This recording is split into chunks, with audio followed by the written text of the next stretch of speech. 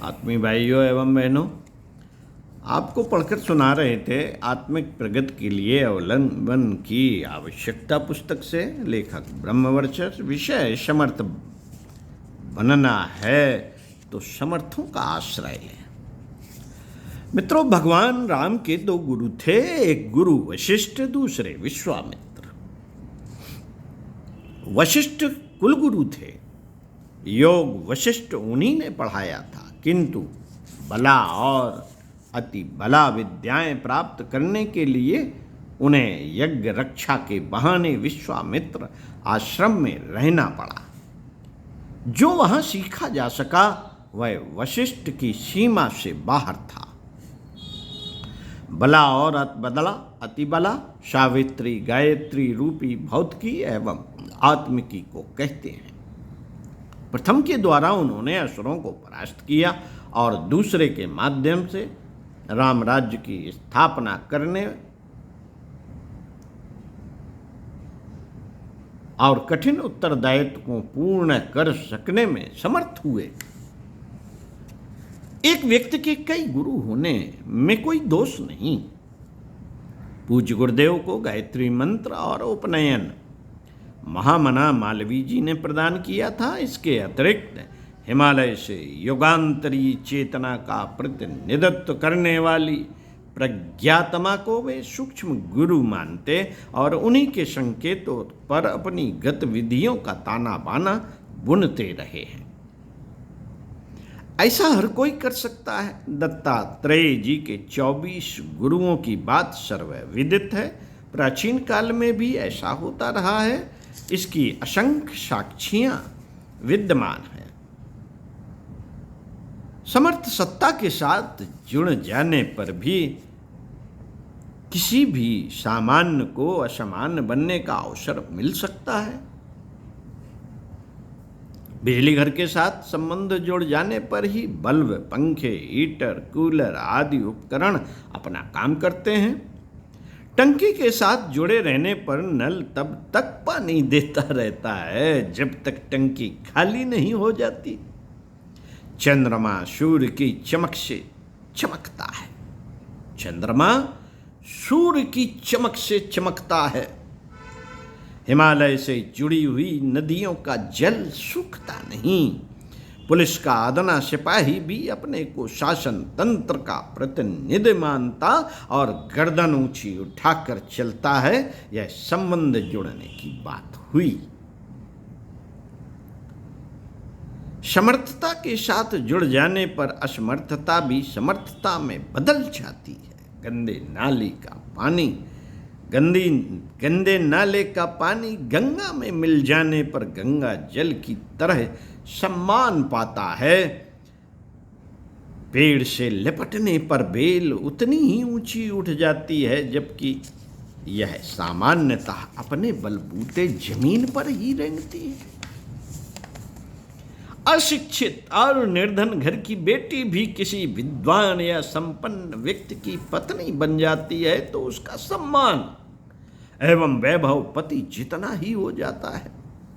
सामान्यतः यह उदाहरण भक्त और भगवान के बीच संबंध स्थापित होने के संदर्भ में दिए जाते हैं, पर उन्हें आंशिक रूप से गुरु शिष्य के मध्य समर्थता और श्रद्धा के संयोग से उत्पन्न घनिष्ठता पर लागू किया जाए तो वहां भी उदाहरण सटीक बैठ जाता है।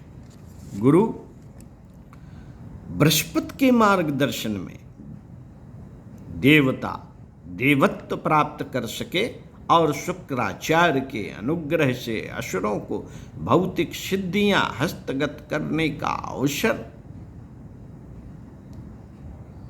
मिला। गुरु बृहस्पति के मार्गदर्शन में देवत्व प्राप्त कर सके और शुक्राचार्य के अनुग्रह से असुरों को भौतिक सिद्धियां हस्तगत करने का अवसर मिला। यह सब वे दोनों मात्र अपने बलबूते नहीं कर पाते, न कर सकते थे। गुरु का मार्गदर्शन एवं शक्ति, अनुदान तथा शिष्यों की श्रद्धा एवं पुरुषार्थ के योग से ही चमत्कारी परिणाम प्रकट होते हैं। प्राचीन काल में गुरु परंपरा भी वंश परंपरा की तरह गौरवान्वित होती थी। वंश के गोत्र पूर्वजों से नहीं चलते, वरन गुरु परंपरा से भी चलते हैं।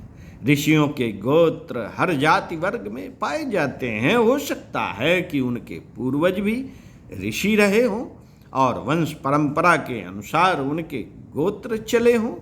हो सकता है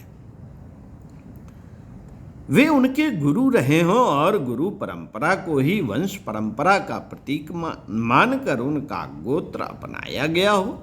यहाँ प्रतीत होता है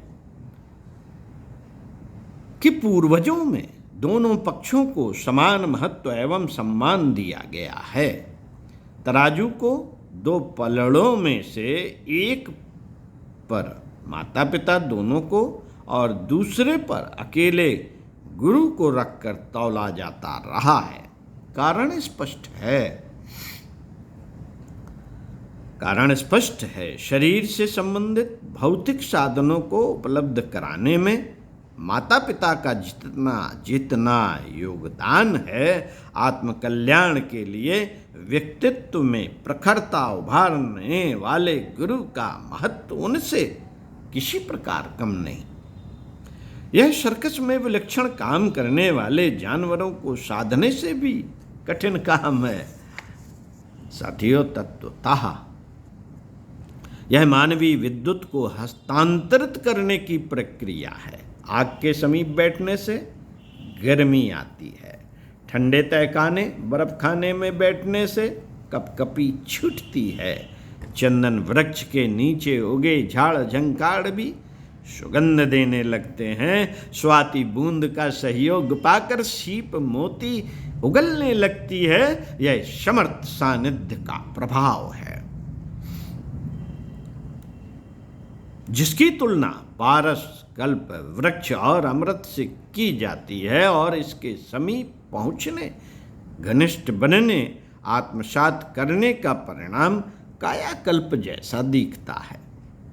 इन उदाहरणों को गुरु शिष्यों के मध्य प्रतिष्ठापित घनिष्ठता, आत्मीयता एवं प्रत्यावर्तन श्रृंखला के साथ जोड़ा जा सकता है।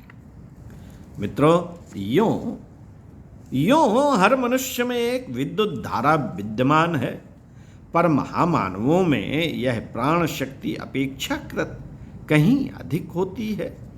उसे तेजो वलय के रूप में देखा और अनुभव किया जा सकता है, पर अपने क्षेत्र में एक विशेष प्रकार का प्रभाव छोड़ती है। समीपता, घनिष्ठता होने पर महाप्राणों सशक्तों का प्राण प्रवाह न्यून प्राण वालों की ओर अनायास ही चल पड़ता है।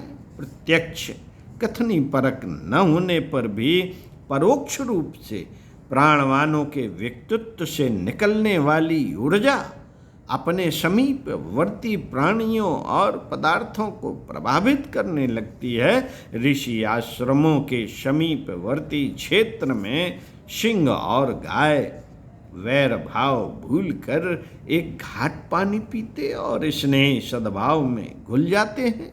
यही सब कुछ दीक्षा के माध्यम से संपन्न होता है।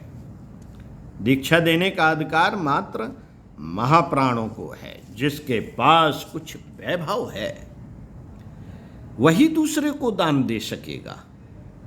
जो स्वयं ही खाली हाथ है और याचना पर निर्वाह करता है, उससे कोई दान मिलने की आशा करना व्यर्थ है। दीक्षा दे सकने वाले व्यक्ति उपलब्ध होना कठिन है। नाटकीय खिलवाड़ करना हो तो कोई भी व्यक्ति आपस में गुरु शिष्य का अनुभव, अभिनय, प्रहसन कर सकते हैं, किंतु पात्रता और यथार्थता न होने पर वह बात बनती नहीं जिसकी अपेक्षा की गई है। इसलिए शास्त्रकारों ने यह संबंध स्थापित करते समय गुरु की समर्थता और शिष्य की श्रद्धा पात्रता को भली प्रकार ठोक बजा लेने की बात कही है। अन्यथा मात्र लकीर पीटने भर से बात बनेगी नहीं। निर्धारित अनुशासन के अनुसार चलने पर अनुपम लाभ मिलना सुनिश्चित है। शास्त्राकारों ने गुरु विहीन की निंदा की है। शास्त्राकारों ने गुरु विहीन की निंदा की है। आगे पढ़कर सुनाएंगे इसी क्रम में, सुनते रहिए। ओम शांति। प्रणाम।